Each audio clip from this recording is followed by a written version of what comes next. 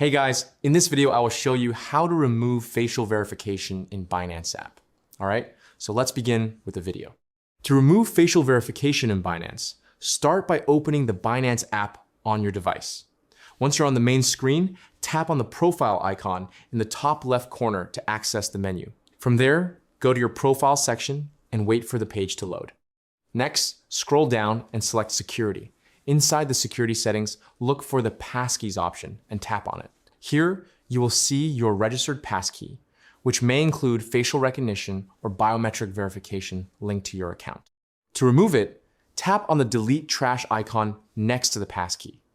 Binance will ask you to confirm your action, so tap continue and complete any required verification steps. Once confirmed, the facial verification passkey will be successfully removed from your account. And that's it. So that's basically how you can remove facial verification in Binance app. So that's all for this video. See you in the next one. Thanks.